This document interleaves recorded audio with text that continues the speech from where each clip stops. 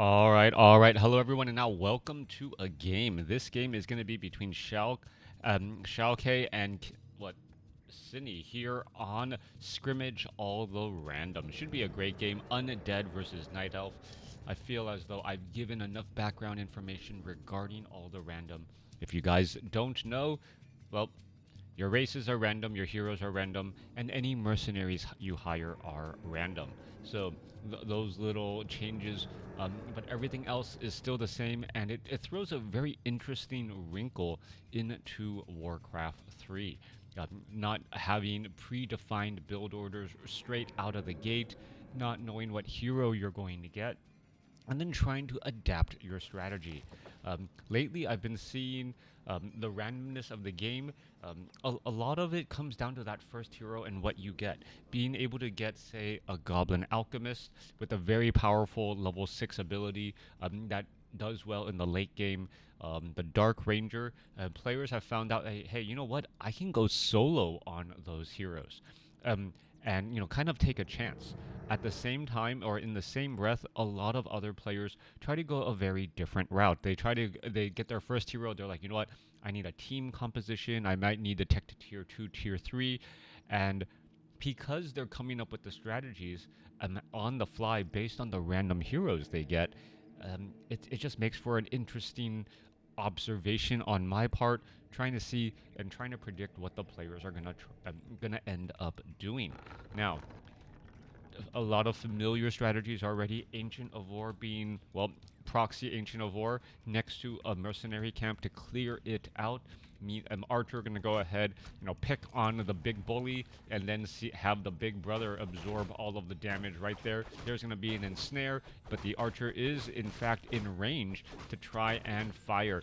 Wisps are gonna be brought over to try and repair as well. That Ancient of War here doesn't have that many trees, so you do have to be very careful as the Priestess of the Moon is now out here onto the battlefield. So Priestess of the Moon with searing arrows first. Meanwhile, Undead gonna be going for a blade, or getting a Blademaster first. I can't say going for a Blademaster first, because, well, I'm sure he would have wanted a Death Knight or some other hero that works and synergizes better. Alright, so Priestess of the Moon, searing arrows first. Most likely gonna follow that up with, True Shot Aura. True Shot Aura, a very powerful ability for the Night Elf overall, being able to, well, boost damage. Now, an interesting spot or an interesting place to be in. Undead normally doesn't have ways to stop channeled abilities unless you look at their heroes. Being able to impale, or Blademaster or Orc being able to ensnare. So if the Priestess of the Moon gets to level 6, that is going to actually be quite a bit of damage, as the Priestess of the Moon fires off a couple of rallies and now trying to get away. That giant cat not really, well, moving nearly as quickly as I would have expected, as the Priestess of the Moon, remember, with Claws of Attack +5 and also searing arrows, that damage is going to be fairly effective. Blademaster comes across, already going to windwalk, and there's a quick detonation right there. More ghouls trying to make their way over. Damage is racking up, and we don't see that many units out here at all. This is going to be very, very tough, as the Priestess of the Moon going to go ahead and Shadow Meld in this position, allowing this ghoul to retreat back out. All right, Priestess of the Moon back in play now. Does also have True Shot Aura, so an additional +3 damage between everything else, as we're looking at some of these skeletal minions and ghouls trying to cause some problems. We do see, well, a game of whack-a-mole or whack-a-wisp inside this entangled gold mine. A lot of wisps have taken quite a bit of damage. Oh, there's a ghoul getting taken out by a Tree of Life. No experience given there. And a little bit of a wisp walk going between the trees here. Huntress is now out, and this is dual Ancients of War. All right, so Sini quickly jumping onto this. Hey, let me go ahead and just try and win this fight out tier 1, as we're looking at the Blademaster perhaps trying to retreat away. We do see a Centaur Drudge, 300 hit points, 12 to 13. I believe that's equivalent to a Ghoul, but it does have a faster movement speed. So think of it as a fast Ghoul or a fast Footman. Not quite as much hit points though. 28 over 40 supply. Are we teching the tier 2? We are. And now with this, what is the Huntress's and the plan here? Priestess of the Moon. There are some Huntress or Ghouls trying to retreat. That's going to be some damage, and we're going to see some damage go across already. Crypt now trying to add in as well. Oh, we need to also see that heavy armor upgrade for the Huntresses. Otherwise, the Crypt Fiends are going to be able to deal large amounts of ranged damage fairly easily. Slaughterhouse also getting a place down as well as the Blademaster looks to try and retreat back. Skeletal Minions going straight after the Archer. There's some easy damage. Wisp being brought back over, and there's an Ancient Protector. Ancient Protector being built right off to the side here, and now what other damage can be had? All right, Archer is going to get burst down. Yes, it looks like it is going to get burst down. Archer trying to Shadow Melt and does do exactly that. Skeletal Minions popping up. Ghoul is able to finish it off as the Archers, or as the lone Archer was taken down here. Meanwhile, Crypt Fiend looking to rack in more damage. Perhaps going to try to take down that Ancient Protector first, as that Wisp trying to back away and build again. All right, so constantly canceling, and now the Blademaster down to 89 hit points, being forced to retreat back. Crypt Fiends absorbing quite a bit of damage as well. Ancient Protector trying to be built. More Huntresses joining in, and that Priestess of the Moon sitting at level 2 with +8 damage. That is fairly high. Look at that. That's going from 22 base damage up to 30, and then upwards of 40 damage overall. Crypt Fiends also taking a little bit of that glaive bounce if they try and get a bit too close. All right, units trying to retreat back again. More units are funneling. No, that's an Ancient of War. And, well, we're at 486 supply, or 486 gold. Needs to find a way to spend it, and perhaps needs to get that heavy armor onto those Huntresses quickly. Priestess of the Moon pretty much out of mana, using all of that searing arrows for bonus damage again and again. All right. You're going to see a Searing Arrow shot right there. No Searing Arrow shot. Searing Arrow against the building here. Ancient Protector now making its way forward, and the timing is going to be key. Here's the move forward. Ancient Protector needs to root. Units trying to retreat back, and you can see there it is. Ancient Protector now in position. They're going to try and fight their way through. The Centaur Drudge has come back here. Blademaster could be in trouble. You can see a little bit of damage. Glaives are, well, racking up damage here as the low hit point Huntress trying to retreat back out. Meanwhile, all of those skeletal minions about to dive on in here. The Obsidian Statue just keeping this entire army together, as the Priestess of the Moon just now gets the 2, or not even, or, well, barely 2.5, 2.45. Let's round it up. All right, some early aggression, some early plays. We are now going into dual Ancients of Lore. No upgrade there. This Ancient of War back here, and this was all set up by Sini. Sini looks like he is ready, and now going to have a Farseer as a second hero to perhaps do some creeping alongside this Ancient of War here. The Priestess of the Moon still trying to rack up damage, still trying to keep well, the undead army, the Blademaster, and another hero about to train on up, keep them in their base. I thought the Farseer was going to try and clear out this Goblin Merchant shop, but so difficult to tell what the strategies are going to be. Dual Ancients of Lore really makes me question why the second Ancient of War needed to be trained up here. Well, I guess this Ancient of War off over here are going to make its way down and do a little bit of creeping as well. So Ancient of Wars there to tank damage and buying the necessary time to move these slow lumbering giants across the battlefield by attacking. So using your time well, always a good strategy here, as this Ancient of War perhaps going to start eating through these trees, while this Ancient of War goes after this Ogre Mauler creep camp. All right, the Huntresses do not have the glaive upgrades. They are still unarmored units. Ancient of War tanking some of that damage. This Ancient of War perhaps going to start eating through these trees. Another Moonwell may be needed. We're looking at 37 over 40 supply compared to 38 over 40, and we are now looking at a Tree of Life.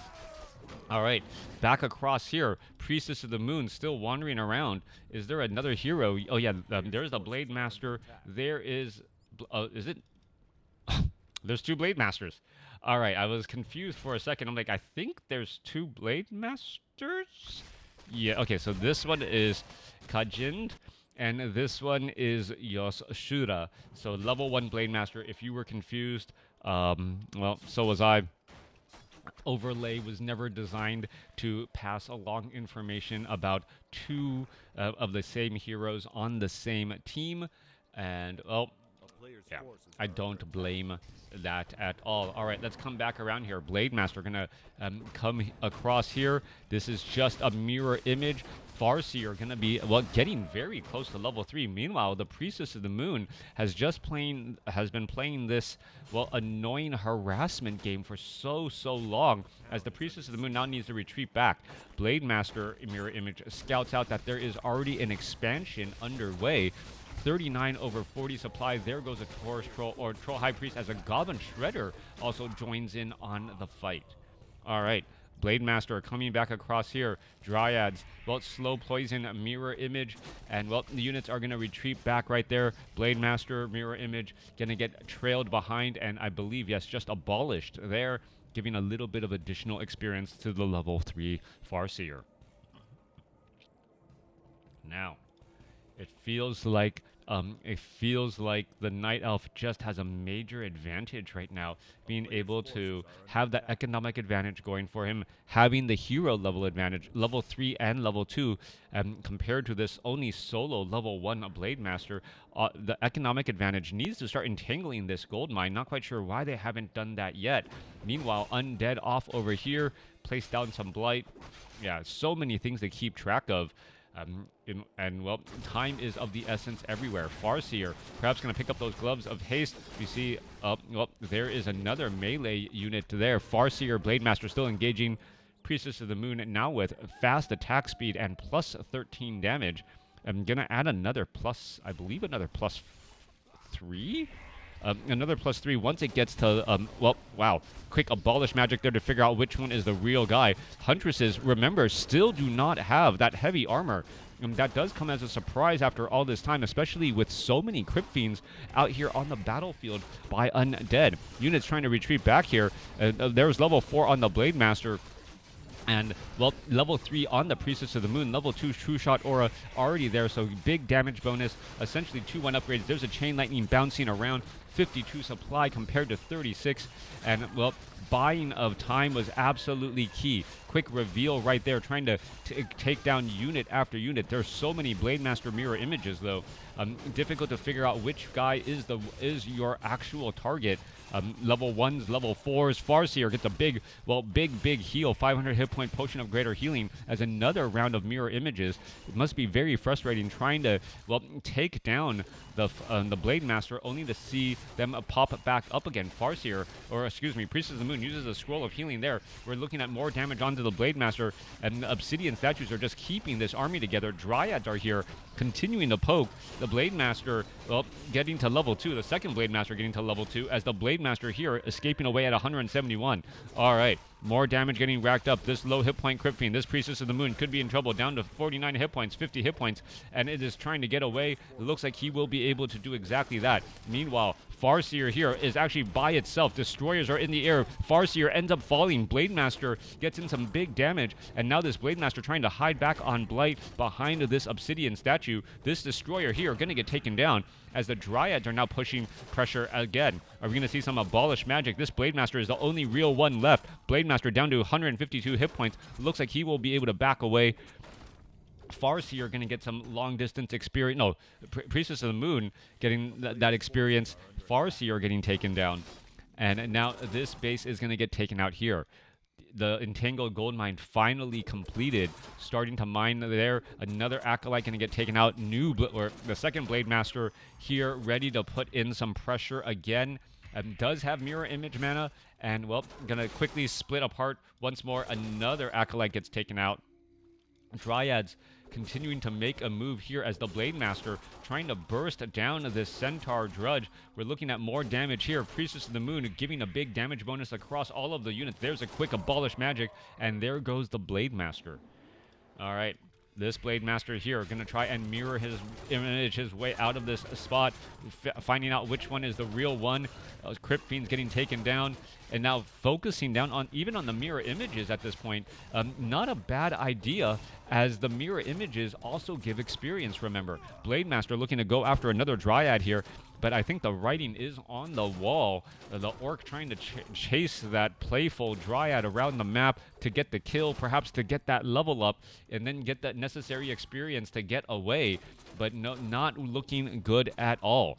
All right, Blademaster down to 62, 49 hit points. Is he going to try and mirror image? No, he knows that even if he does, there's plenty of dryads, and with all of those dryads abolishing magic, it would be coming to an end, and the Priestess of the Moon would get to level 5 as well.